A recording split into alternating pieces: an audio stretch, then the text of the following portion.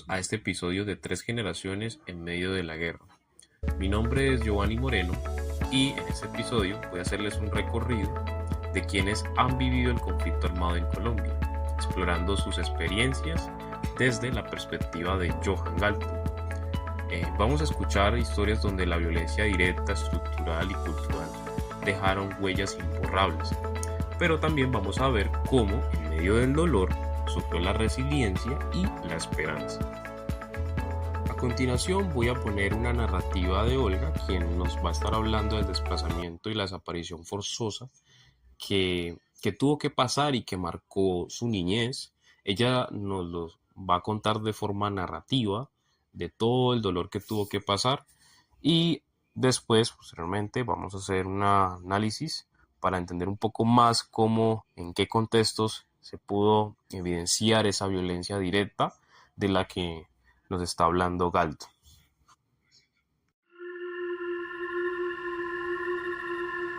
Yo me acuerdo que era de noche y se escuchaban los perros aullar. Los perros aullaban y ladraban muchos. Es que no sé ni qué hora era. Sé que era de noche, pero a esa hora los perros usualmente no ladraban y los animales estaban como inquietos. En ese momento mi mamá me cogió a mi hermana y mi papá cogió a mis hermanos y nos fuimos para atrás. Ya nosotros nos devolvimos, yo no sé si era al otro día, más tardecito, no sé. Total que se escucharon muchísimos disparos, pero muchísimos disparos. Y mi papá pues no pudo dormir esa noche. Pero eso fue el primer desplazamiento que nosotros tuvimos en la vida. Cuando el ejército paró el bus, no sé qué tanto tiempo duramos ahí. De todas esas muertes que había, porque habían más muertos ahí, como era un caserío más adelante, habían muertos. Yo me bajé y yo agarraba de la mano de mi mamá porque no la soltaba, ninguno de nosotros soltábamos a no. 4, yo agarraba a mi hermanito, él era agarrado de mi mamá, yo también agarraba de mi mamá. Cuando yo veo una oreja con un arete de oro y yo me agaché a recoger, o sea, la inocencia de oro, ¿sí? Hice eso. Cuando yo sentí que mi mamá me agarró, pero así del brazo y yo de una vez me quedé quieta. Y mi mamá le decía a Gilberto, no vaya. Gilberto, usted se va a ir por allá. Yo me acuerdo que ellos discutieron en la noche. Entonces mi papá dijo, no, y los marranos, el perro, y yo le dije, ay sí papi, mi perro Coconito. Yo me acuerdo que yo tenía un perro café que le llamábamos Coconito. Y mi perro me lo trae, papi, o vamos. Yo le dije, o vamos. Y mi papá dijo, no, yo voy solo, yo me voy mañana. Total, mi papá fue, le hizo un mercado a mi mamá, lo trajo a la casa.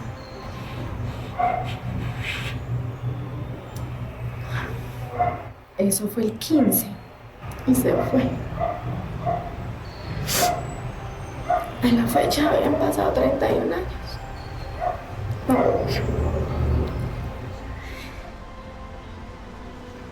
Yo creo que tuvieron que haberle dado la mala noticia a mi mamá de que a mi papá lo habían cogido los paramilitares, los macetas, porque después le cambiaron el nombre a los paramilitares y después a UCEN. Lo que Olga describe es un ejemplo claro de violencia directa: asesinatos, desplazamiento forzado, exposición a escenas de muerte. Aquí el daño es inmediato, visible y físico, como lo plantea Galtung, ¿sí? Tanto en el cuerpo como en la mente. También hay traumas que narra ella, que muestran cómo la violencia directa golpea de frente, destruyendo pues la seguridad cotidiana que ella pues vive. Tuvo que ver, digamos en este caso, cómo morían las personas, cómo pasaba el tema de no tener a su padre con ella, ¿sí? Desde pequeña. Entonces es un factor psicológico que a la vez afecta mucho tanto para ella, estando pues a esa edad, y es algo que sí lo vemos como evidencia directa, teniendo en cuenta los puntos que menciona Galtung. Ya escuchamos la narrativa de Olga, ahora vamos a pasar a la narrativa de Jonathan, quien nos narra desde su vivencia cómo desde niño creció sin su padre, o es decir, nunca conoció a su parte paterna. Entonces vamos a escuchar y como a entender un poco más acerca del contexto. Posteriormente vamos a hacer un análisis del tipo de violencia que podemos evidenciar aquí en esta narrativa.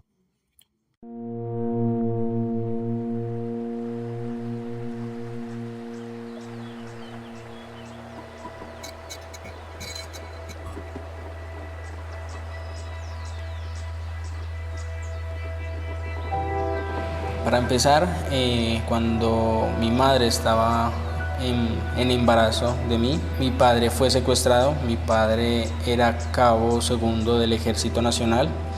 Él se encontraba custodiando unas antenas de telecomunicación en Nariño, en un cerro llamado el Cerro de Patascoy. El 21 de diciembre del año 1997 fue bombardeado este cerro y atacado por la guerrilla de las FARC. Mi padre duró cerca de 15 años de secuestro y fue asesinado por la guerrilla de las FARC el 26 de noviembre del 2011.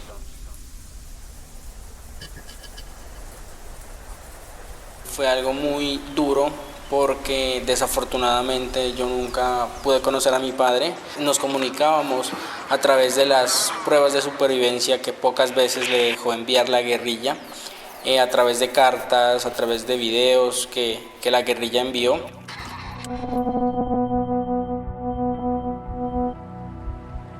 Trataba de contarle las cosas que yo iba realizando, como cuántos años ya tenía, en qué grado de estudio iba, lo que yo hacía por él, como las caminatas, las manifestaciones,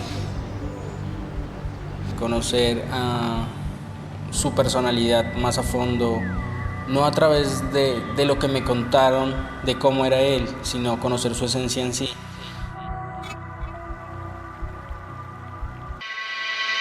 Entonces el día que lo asesinan a mi padre, esa fue mi reacción, como sentirme triste, impotente, porque no supe qué fue que nos faltó por hacer para que la guerrilla nos pusiera atención, para que la guerrilla lo liberara.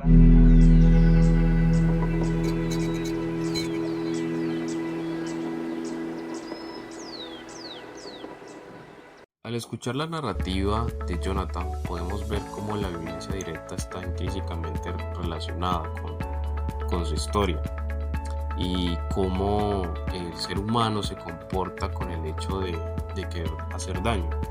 Vemos cómo las FARC puso una bomba en Nariño, el lugar donde se encontraba su padre, pues haciendo vigilancia a las antenas.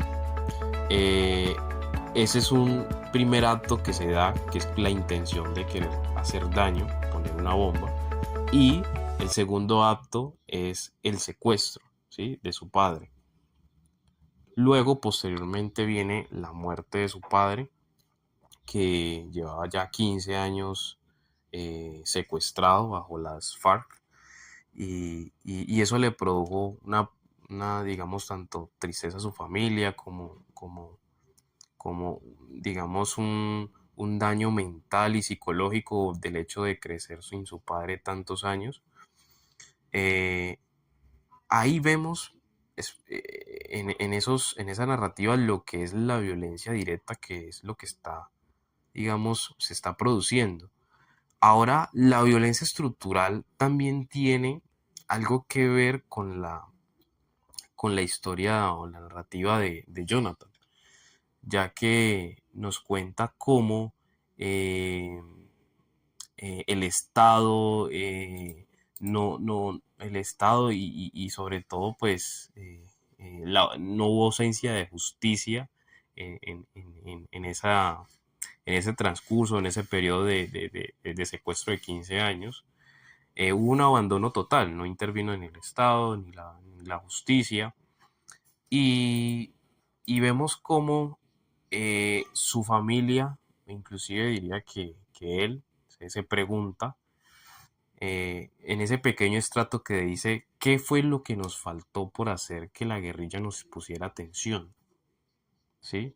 como diciendo o de alguna forma eh, haciéndose como que tiene parte de culpa de que faltó hacer algo más para que lo pudieran como liberar. Esto es un reflejo de cómo la estructura falla, ¿sí? Cómo la fuerza de los actores o se percibe a través del sufrimiento de algo que es consecuencia de algo inevitable, ¿sí?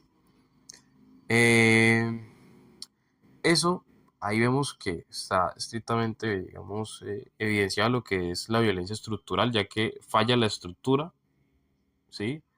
El conflicto se produce, el conflicto armado no solamente se prolonga, sino que su padre todavía sigue secuestrado, no se toman medidas necesarias para, para poderlo, digamos, encontrar y poder resguardarlo de la guerrilla. Entonces, son dos apartados que he podido evidenciar durante esta narrativa. Vamos a pasar a la siguiente, que es el caso de Elena, el cual es una historia muy interesante que vamos a ver a continuación.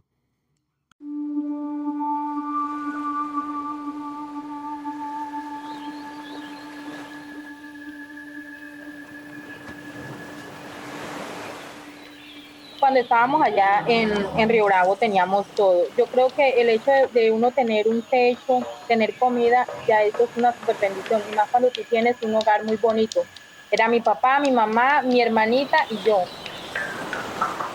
Ya empezaron los inconvenientes con los grupos armados. Uno no sabía quién eran los que llegaban, personas que de pronto eran desconocidas. Al punto de que un día, bueno, se llevaron a mi papá para que le ayudara a coger los caballos para ellos ir, me imagino que andar.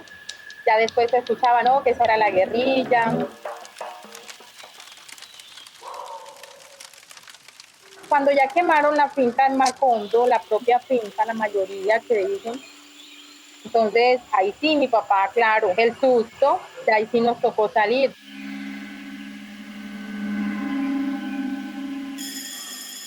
El liceo era algo grandote, grandote, a diferencia de una escuelita que es de paja, madera. Tenía cancha para jugar dentro, básquet, voleibol, el aula era súper grande, tenía laboratorio, tenía biblioteca. Uno esperaba llegar a quinto rapidito para graduarse allá y pasar al liceo. El liceo tenía toda la dotación que uno quisiera. Para nadie es un secreto que el Liceo Villanueva fue fundado por Fidel Castaño, ¿verdad? Tampoco es un secreto que las AUC estaban en Córdoba y estaban radicadas en ese pueblo como tal. Entonces era como que la disciplina venía por parte de ellos. Ellos lo donaron, pero nosotros también debíamos cuidarlo. Yo recuerdo que una vez llegó un señor y que hacen una fila aquí los hombres y acá al otro lado, en un lado las mujeres, y los que tengan el cabello largo no vamos a sentar aquí. Se hizo arriba como en la tarima, en el aula música. Aquí no aceptamos cortes raros, cabello largo, no aceptamos charetes, no aceptamos las mujeres con cabello pinturado de otros colores. Yo digo que la guerra no es que a ti te mate tu familiar, que te tocó de pronto estar en un combate y te tocó, a veces hay cosas que marcan también de otra forma, ¿verdad? Cuando muere Carlos Castaño, a los 3 meses muere mi papá, nos tocó muy duro. A mí me llamaban por teléfono a decir que nos iban a matar. Decían que nos iban a matar, que tenían ubicada la familia, que tenían ubicada a mi hermanita con mi sobrinita, que faltaba era mi familia. Mi papá a los 6 meses se nos muere. Que la guerra es tan absurda, la guerra es tan dura, que los que están dentro del conflicto, ellos saben lo que está pasando, pero entonces los inocentes nos cogen así como por sorpresa, ¿verdad? Ya que escuchamos esta narrativa, podemos evidenciar dos tipos de violencia, uno que es la violencia directa y otro que es la violencia cultural. En el caso de Elena se evidencia la violencia cultural cuando su padre es secuestrado temporalmente por los paramilitares para llevar a cabo ciertas acciones que ellos requieren, en este caso que tiene que ver con los caballos. También se evidencia otro tipo de violencia que es cuando ellos realizan directamente ciertas acciones para quemar la finca, ¿sí? Y posterior a eso realizan ellos o grupos armados, eh, llevan a cabo ciertas acciones que provocan eh, el desplazamiento forzado de las comunidades que se encuentran dentro del lugar. Ahora pasemos al tipo de violencia que es la violencia cultural, donde Elena nos cuenta que ella se encuentra estudiando en un colegio donde el fundador fue Fidel Castro, ¿sí? Que es un paramilitar y que en este caso se imponen códigos estrictos por parte de los paramilitares sobre la apariencia de las personas, eh, y eso se manifiesta a la vez como violencia cultural, cuando dicen la disciplina venía por parte de ellos, ¿sí? Como con directrices como los que tengan el cabello largo no vamos a aceptar y no aceptamos las mujeres con cabello pintura de otros colores, ¿sí? Este tipo de reglas utilizan la ideología y los símbolos de lo que nos habla Galton, ¿sí? Como, es que no pueden tener el cabello largo, ¿sí? Es que no pueden tener el cabello de este color por X o Y razón. Hace parte como de la cultura, en este caso del paramilitarismo, ¿sí?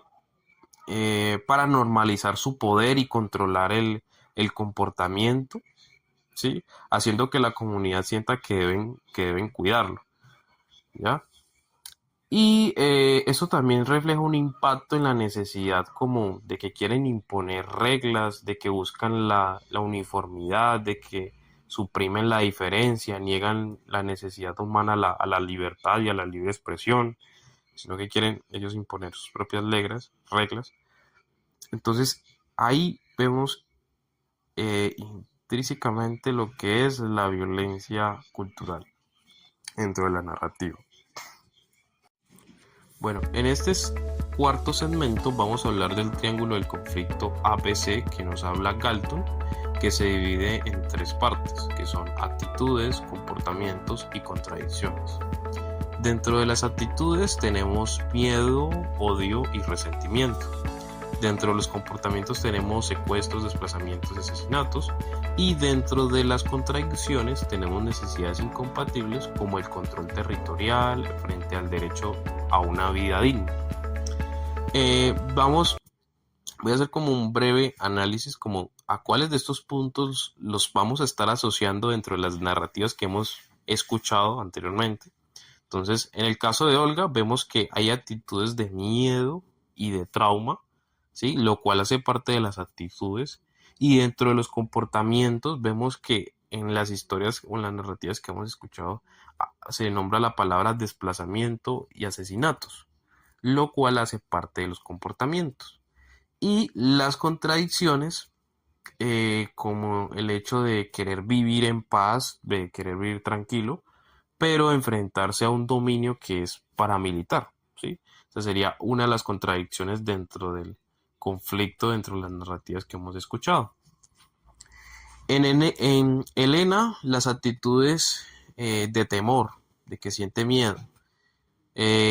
También hay comportamientos como violentos, como la quema de la finca y contradicciones como de querer tener un espacio dentro de la educación, dentro de su escuela, de que sea un espacio de paz y que sea, y en vez de legitimar la guerra, ¿sí? O sea, ese sería como una de las contradicciones que puede evidenciar ahí dentro del triángulo del conflicto, dentro de esa narrativa, que es la contradicción de que sea un espacio, o sea, que la escuela sea un espacio de paz, a su vez que pueda convertirse en algo que legitime la guerra, ¿sí? Sería como una de las contradicciones.